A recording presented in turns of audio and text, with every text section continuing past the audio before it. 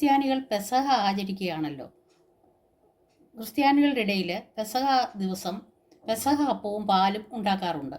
വൈകിട്ട് ഏറ്റവും മൂത്ത കാരണവർ ഈ പെസഹ അപ്പവും പാലും മുറിച്ച് വീട്ടിലെ കുടുംബാംഗങ്ങൾക്കെല്ലാം കൊടുക്കുന്ന ഒരു ചടങ്ങാണിത്. അതിനുവേണ്ടി സീറോ മലബാറുകാരുടെ ഇടയിൽ രണ്ട് രീതിയിൽ ഈ പെസഹ അപ്പം ഉണ്ടാക്കാറുണ്ട്. ഒന്ന് ആവിയിൽ വേവിച്ചും മറ്റേത് ചുട്ടെടുത്തുമാണ്. താഴെയും മുകളിലും കനലിട്ട് നടുക്കായിട്ട് അപ്പം വെച്ച് ചുട്ടെടുക്കുന്ന ഒരു രീതിയുണ്ട്. ഞാനിന്നിവിടെ കാണിക്കാൻ പോകുന്നത് പുഴുങ്ങിയെടുക്കുന്ന രീതിയാണ്. മറ്റ് ക്രിസ്ത്യൻ വിഭാഗങ്ങളുടെ ഇടയിൽ വട്ടയപ്പമാണ് പെസഹ അപ്പമായി ഉണ്ടാക്കാറുള്ളത്. ഞാൻ ഇന്ന് ഉണ്ടാക്കുന്ന പുഴുങ്ങിയെടുക്കുന്ന അപ്പത്തെ പറ്റിയാണ് ഇനിയും കാണിക്കാൻ പോകുന്നത്.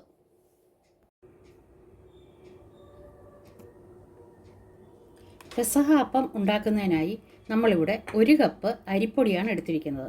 അരിപ്പൊടി എന്ന് പറഞ്ഞാൽ പത്തിരി, ഇടിയപ്പം എന്നിവയൊക്കെ ഉണ്ടാക്കാനായിട്ടുള്ള അരിപ്പൊടി, അത് 1 കപ്പാണ് നമ്മൾ എടുത്തിരിക്കുന്നത്. അതിനുവേണ്ടിയ ഉഴുന്നെന്ന് പറയുന്നത് 2 ടേബിൾ സ്പൂണാണ്. 2 ടേബിൾ സ്പൂൺ ഉഴുന്ന് ഞാൻ നല്ലപോലെ വെള്ളത്തിലിട്ട് കുതിർത്ത് ഊറ്റി വെച്ചേക്കുന്നതാണിത്. ഇത് നമുക്ക് അരച്ചെടുക്കാനായിട്ടുള്ളതാണ്. അര ടേബിൾ സ്പൂൺ അല്ല, അര ടീസ്പൂൺ ജീരകം, 4-5 അല്ലി വെളുത്തുള്ളി, ചുവന്നുള്ളി ചേർക്കാവുന്നതാണ്. ഞാനിവിടെ 5-6 അല്ലി ചുവന്നുള്ളി എടുത്തിട്ടുണ്ട്. ഇതൊരു 3-4 അല്ലി വെളുത്തുള്ളിയാണ്. പിന്നെ 1 കപ്പ് തേങ്ങാപ്പീരയാണ് എടുത്തിരിക്കുന്നത്. അല്പം ഉപ്പും. ഇത്രയുമാണ് ഇത് ഉണ്ടാക്കാനായിട്ട് വേണ്ടിയ ഇൻഗ്രീഡിയൻസ്. നമ്മൾ ആദ്യമായിട്ട് ഈ ഉഴുന്ന് ഒന്ന് അരച്ചെടുക്കുകയാണ്. ഉഴുന്ന് അരച്ചെടുക്കുന്നതിനായി ഒരു മിക്സിയിലേക്ക് ഈ ഉഴുന്ന് ഇടുകയാണ്.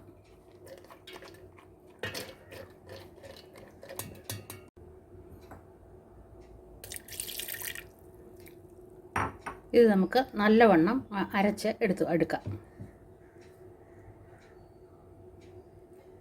നമ്മളിപ്പോൾ ഉഴുന്ന് അരച്ചെടുത്തിട്ടുണ്ട്. അത് നമുക്ക് ഇതിലേക്ക് ഒഴിക്കാം.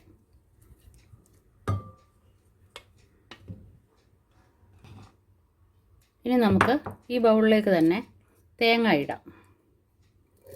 1 കപ്പ് തേങ്ങയാണ് ഞാൻ എടുത്തിരിക്കുന്നത്.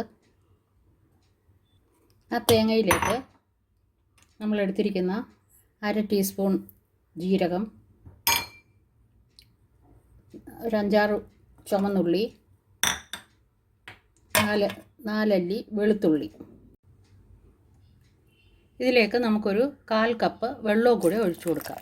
ഇതൊരു തരിതരിപ്പായിട്ട് വേണം അരയ്ക്കാൻ, ഫൈനായിട്ട് അരയ്ക്കാൻ പാടില്ല. നമ്മളിത് നല്ലവണ്ണമല്ല, ഒരു തരിതരിപ്പായിട്ട് അരച്ചെടുത്തിട്ടുണ്ട്. ഇത് നോക്കിയാൽ കാണാം, ഒരു തരിതരിപ്പായിട്ടാണ് അരച്ചെടുത്തിരിക്കുന്നത്. ഇതിന് നമുക്ക് ഈ അരച്ചു വച്ചിരിക്കുന്ന ഉഴുന്നിലേക്ക് ചേർക്കാം.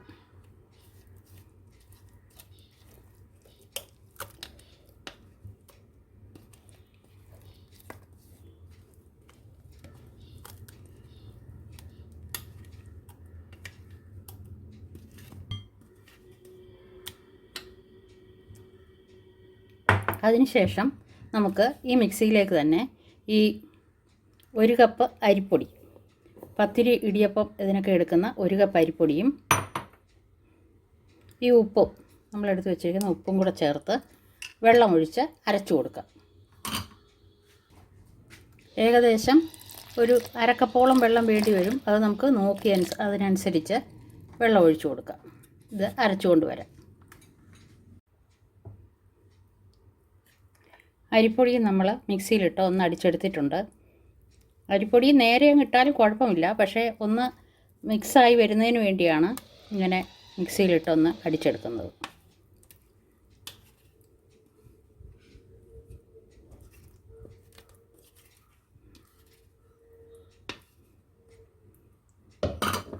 ഇനി നമുക്കിതെല്ലാം കൂടെ ഒന്നുകൂടി നല്ലവണ്ണം യോജിപ്പിച്ചെടുക്കാം.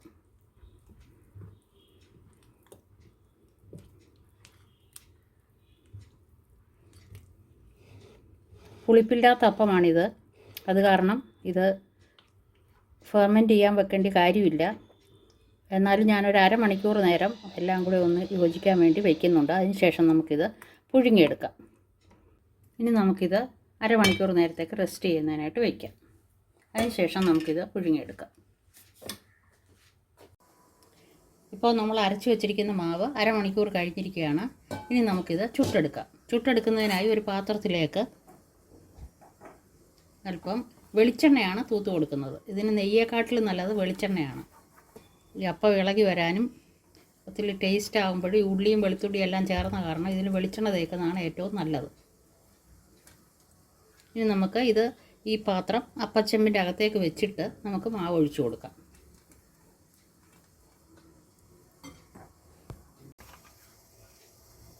നമുക്ക് അപ്പച്ചെമ്പിനകത്തേക്ക് വെള്ളം തിളച്ചുകൊണ്ടിരിക്കുന്ന അപ്പച്ചെമ്പാണ്. അതിനകത്തേക്ക് നമുക്ക് ഈ പാത്രം വെച്ചു കൊടുത്തതിന് ശേഷം നമുക്ക് ഈ മാവ് അതിലേക്ക് ഒഴിച്ചു കൊടുക്കാം.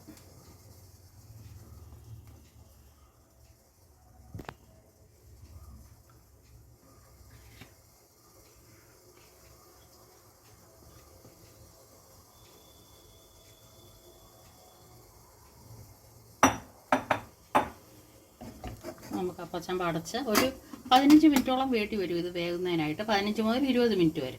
അത് നമ്മൾ തുറന്ന് നോക്കി ഈ ടൂത്ത് പിക്ക് വെച്ച് കുത്തി നോക്കുമ്പോൾ നമുക്കത് മനസ്സിലാവും. അപ്പം ആയിട്ടുണ്ട്. നമുക്ക് തുറന്ന് നോക്കാം. നമുക്കൊരു ടൂത്ത് പിക്ക് ഇട്ടൊന്ന് കുത്തി നോക്കാം അപ്പോൾ ആയിട്ടുണ്ടോ എന്ന്. ഇതേ ഇപ്പം ഇതിലൊന്നും പറ്റിയിട്ടില്ല, ക്ലീനായിട്ടിരിക്കുകയാണ്. അപ്പോൾ ആയിട്ടുണ്ട്. നമുക്കിത് എടുക്കാം.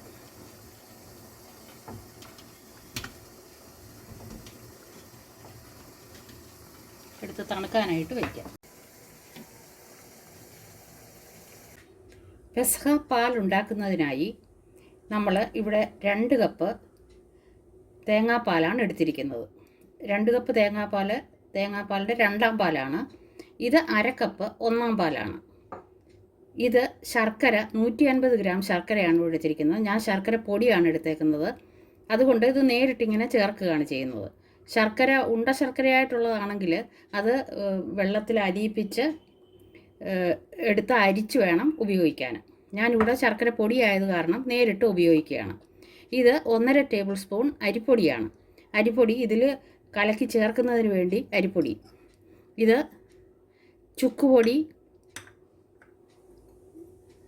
ജീരകപ്പൊടി, ഏലക്കാപ്പൊടി, അത് 3ഉം 1/4 ടീസ്പൂൺ വീതമാണ് എടുത്തിരിക്കുന്നത്. പിന്നെ അല്പം ഒരു നുള്ളു ഉപ്പും എടുത്തിട്ടുണ്ട്. നമ്മൾ ആദ്യമായിട്ട് നമ്മൾ ഉണ്ടാക്കുന്ന പാനിലേക്ക് തന്നെ ഈ 2 കപ്പ് തേങ്ങാപ്പാൽ ഒഴിക്കുകയാണ്. ഇതിലൽപ്പം തേങ്ങാപ്പാൽ എടുത്ത് നമ്മൾ ഈ വെച്ചിരിക്കുന്ന അരിപ്പൊടിയിലേക്ക് ഒഴിക്കുകയാണ്. അത് കലക്കി ചേർക്കുന്നതിന് വേണ്ടി. ഇതിലേക്ക് നമ്മൾ എടുത്തിരിക്കുന്ന 150 ഗ്രാം ശർക്കര, ഏതാണ്ട് 1 കപ്പോളം വരും ഈ ശർക്കര പൊടിയാണെങ്കിൽ, അത് ഇതിലേക്ക് ചേർക്കുകയാണ്. ഇനി നമ്മൾ ഇത് രണ്ടും കൂടെ നല്ലവണ്ണം യോജിപ്പിച്ച ശേഷം അടുപ്പിൽ വെച്ച് തിളപ്പിക്കാനായിട്ട് പോവുകയാണ്. ഇതിൻ്റെ കൂടെ നമ്മൾ ഈ വെച്ചിരിക്കുന്ന അരിപ്പൊടി 2 ടേബിൾ സ്പൂൺ അരിപ്പൊടിയാണ്. ആ അരിപ്പൊടി ഈ തേങ്ങാപ്പാലിൽ കൂട്ടി കലക്കി അതും കൂടെ ഇതിലേക്ക് യോജിപ്പിക്കണം.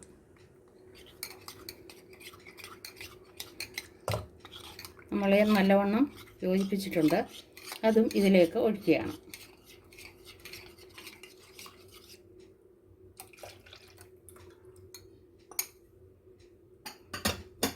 ഇനി നമുക്കിത് അടുപ്പിൽ വെച്ച് കുറുക്കിയെടുക്കാം. അടുപ്പിൽ വെച്ച് നമ്മൾ നല്ലവണ്ണം ഇളക്കിക്കൊണ്ടിരിക്കണം. കൈവിടാതെ ഇളക്കണം, അല്ലെങ്കിൽ അത് പിരിഞ്ഞു പോകാൻ സാധ്യതയുണ്ട്.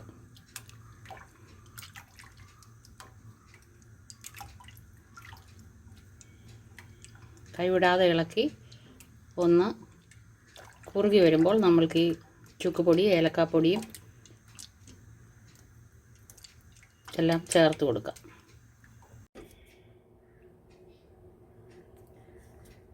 ഇപ്പോൾ നമ്മളുടെ പെസഹ പാല് ഇവിടെ ഒരുവിധം കുറുകി വന്നിരിക്കുകയാണ്. നമുക്കതിലേക്ക് 1/4 ടീസ്പൂൺ ജിഞ്ചർ പൗഡർ, ചുക്കുപൊടി, 1/4 ടീസ്പൂൺ ജീരകപ്പൊടി, 1/4 ടീസ്പൂൺ ഏലക്കാപ്പൊടി, ഇത്രയും ചേർത്ത് ഒന്നും കൂടെ നല്ലവണ്ണം ഇളക്കാം. അപ്പോൾ നല്ലവണ്ണം യോജിച്ചിട്ടുണ്ട്. അതിലേക്ക് നമ്മൾ എടുത്തു വച്ചിരിക്കുന്ന 1ാം പാൽ, 1/2 കപ്പാണ് 1ാം പാൽ. 2 കപ്പ് 2ാം പാൽ എടുത്തിരുന്നു. ഇത് 1/2 കപ്പ് 2ാം പാലാണ്. 1ാം പാലാണ്. അരക്കപ്പ് ഒന്നാം പാല് അതിലേക്ക് ഒഴിക്കുകയാണ്. അതിനുശേഷം ഒരു നുള്ളുപ്പ് ഉപ്പും കൂടി ചേർത്ത് നല്ലവണ്ണം ഇളക്കിയെടുക്കാം. നമുക്ക് നല്ലവണ്ണം ഇളക്കി നമുക്ക് തീ ഓഫ് ചെയ്യാം. ഇത് നമ്മുടെ പെസഹ പാല് റെഡിയായിരിക്കുകയാണ്. ഇനി നമുക്ക് തീ ഓഫ് ചെയ്യാം. ഷൂട്ടിങ്ങിൻ്റെ ആവശ്യത്തിനായി ഞാനിത് ബുധനാഴ്ചയാണ് ഈ അപ്പവും ഈ പാലും ഉണ്ടാക്കിയിരിക്കുന്നത്. അതിനാൽ ഞാൻ ഇതിൽ കുരിശ് വെച്ചിട്ടില്ല. നിങ്ങൾ വ്യാഴാഴ്ചയാണ് ഇത് ഉണ്ടാക്കുന്നതെങ്കിൽ ഓശാന ഞായറാഴ്ച കിട്ടിയ കുരുത്തോല കുരിശ് രൂപത്തിലാക്കി അപ്പത്തിൻ്റെ മുകളിൽ വെച്ചാണ് അപ്പം ഉണ്ടാക്കേണ്ടത്. അതുപോലെ തന്നെ പാല് കുറുകി വരുമ്പോൾ അതിൻ്റെ മുകളിലും ഈ കുരുത്തോല കുരിശ് രൂപത്തിലാക്കി ഇടേണ്ടതാണ്. നമ്മൾ പെസഹ അപ്പവും പാലും ഉണ്ടാക്കിയിരിക്കുകയാണ്. ഇങ്ങനെ മുറിച്ചാണ് എടുത്ത് നമ്മൾ ഉപയോഗിക്കുന്നത്. പെസഹ പാല് എടുത്ത് കപ്പുകളിലേക്ക് ഒഴിച്ച് ഈ അപ്പം ഈ പാലിൽ മുക്കിയാണ് കഴിക്കുന്നത്. വീട്ടിലെ ഏറ്റവും മൂത്തയാളാണ് ഈ അപ്പം മുറിച്ച് എല്ലാവർക്കും വിതരണം ചെയ്യുന്നത്. ഇന്ന് ഞാൻ ഉണ്ടാക്കിയ പെസഹ അപ്പവും പാലും എല്ലാവർക്കും ഇഷ്ടപ്പെടുകയാണെങ്കിൽ നിങ്ങൾ ലൈക്ക് ചെയ്യൂ, ഷെയർ ചെയ്യൂ, സബ്സ്ക്രൈബ് ചെയ്യൂ.